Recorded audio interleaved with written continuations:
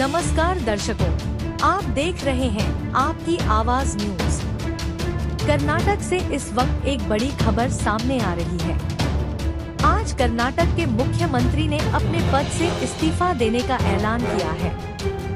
इस मौके पर उन्होंने कहा कि उन्हें 2 बार कर्नाटक का मुख्यमंत्री बनने का अवसर मिला, जिसके लिए वे जनता के आभारी हैं। उन्होंने आगे कहा कि प्रजा ही हमारे लिए भगवान के समान है और जनता की सेवा करना उनकी पहली प्राथमिकता रही है। मुख्यमंत्री ने बताया कि हाईकमान के निर्देश के अनुसार उन्होंने अपने पद से इस्तीफा देने का फैसला लिया है।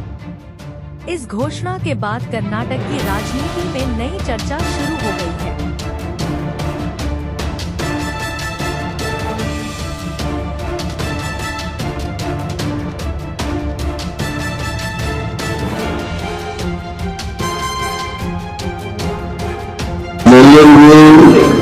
ನಮಸ್ಕಾರ.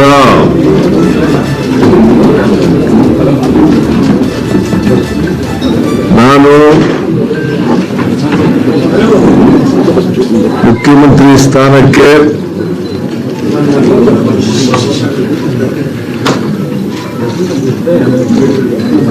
ರಾಜ್ಯಪಾಲರ ಭವನದಲ್ಲಿ ರಾಜ್ಯಪಾಲರು ಊರಿನಲ್ಲಿಲ್ಲ, ಇವತ್ತು ರಾತ್ರಿ ಬರ್ತೇವೆ ಅಂತ ಹೇಳಿ ಅವರ ಕಚೇರಿನಲ್ಲಿ ತಿಳಿಸಿದರು. ಆದ್ದರಿಂದ ರಾಜೀನಾಮೆ ಪತ್ರವನ್ನು ಅವರ ಕಚೇರಿ, ಅವರ ಕಾರ್ಯದರ್ಶಿ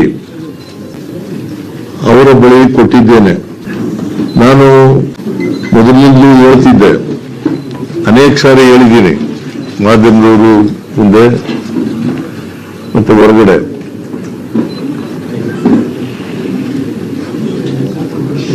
ಹೈಕಮಾಂಡ್ನವರು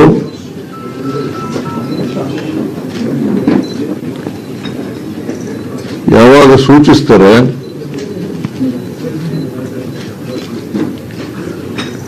ಆವಾಗ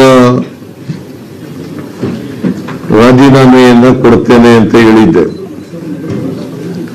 ಅದರ ಪ್ರಕಾರ ಮೊನ್ನೆ ಹೈಕಮಾಂಡ್ನವರು ರಾಜೀನಾಮೆ ಕೊಡಿ ಅಂತ ಹೇಳಿದ ಮೇಲೆ ನಾನು ನಾಳಿದ್ದು ರಾಜೀನಾಮೆ ಕೊಡ್ತೇನೆ ಅಂತ ಹೇಳಿದೆ. ಅಂದ್ರೆ ಇಂದು. ಹಾಗಾಗಿ ಇವತ್ತು ರಾಜೀನಾಮೆಯನ್ನು ಸಲ್ಲಿಸ್ತಾ ಇದ್ದೇನೆ. ರಾಜ್ಯಪಾಲರು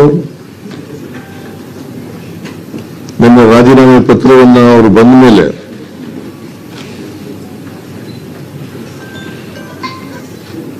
ಅಂಗೀಕಾರ ಮಾಡ್ತಾರೆ ಅಂತೇಳಿ ಸಂಪೂರ್ಣ ವಿಶ್ವಾಸ ಇದೆ. ಯಾಕಂದ್ರೆ ಸಂವಿಧಾನದ ಪ್ರಕಾರ ಮಾಡಲೇಬೇಕು. ಪ್ರೊಸೀಜರ್ ಏನ್ ಮಾಡ್ತಾರೆ ಅದು ಅವರಿಗೆ ಬಿಟ್ಟಿದ್ದು. ಆದರೆ ಒಂದ್ಸಾರಿ ಮುಖ್ಯಮಂತ್ರಿಗಳು ರಾಜೀನಾಮೆ ಕೊಟ್ಟ ಮೇಲೆ ಅಂಗೀಕಾರ ಮಾಡಿ ಮುಂದಿನ ಮುಖ್ಯಮಂತ್ರಿಗೆ ಅವಕಾಶ ಮಾಡಿಕೊಡ್ಬೇಕಾಗಿರ್ತಕ್ಕಂಥದ್ದು ಅವರ ಜವಾಬ್ದಾರಿ. ನಮ್ಮ ಪಕ್ಷ 135+1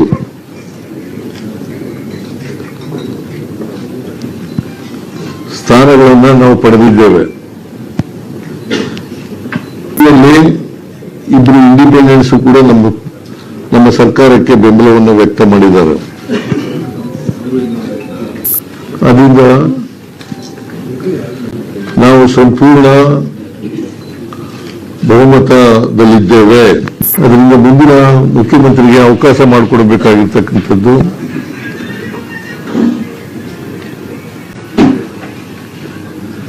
ಸಂವಿಧಾನಬದ್ಧವಾಗಿದೆ ಅಂತಕ್ಕಂಥ ಮಾತುಗಳನ್ನು ಈ ಸಂದರ್ಭದಲ್ಲಿ ಹೇಳಲಿಕ್ಕೆ ಬಯಸ್ತಾ ಇದ್ದೇನೆ. ಕರ್ನಾಟಕದ ಮೇರು ನಟ ರಾಜ್ಕುಮಾರ್ ಅವರು ಅಭಿಮಾನಿ ದೇವರು ಅಂತ ಕರೀತಾ ಇದ್ರು. ನಾನು ರಾಜಕಾರಣಿ, ನಾನು ಸಂವಿಧಾನನೇ ನಮ್ಮ ಧರ್ಮ ಅಂತ ತಿಳ್ಕೊಂಡಿರ್ತಕ್ಕಂಥವನು. ಮತದಾರರೇ ನಮ್ಮ ಅಭಿಮಾನಿ ದೇವರು.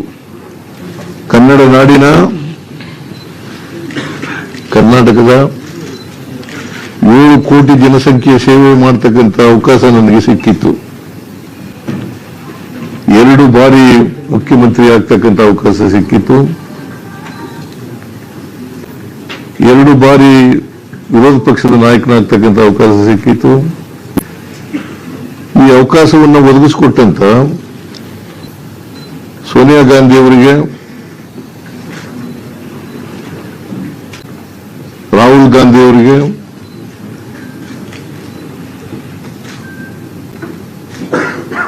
ನಮ್ಮ ಅಧ್ಯಕ್ಷರಾದಂಥ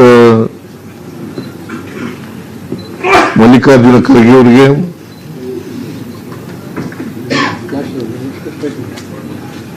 ಈ ಸಂದರ್ಭದಲ್ಲಿ ಅಪಾರವಾದಂಥ ಧನ್ಯವಾದಗಳನ್ನು ಅವರಿಗೆ ತಿಳಿಸ್ತಕ್ಕಂಥ ಕೆಲಸವನ್ನು ಮಾಡ್ತೇನೆ.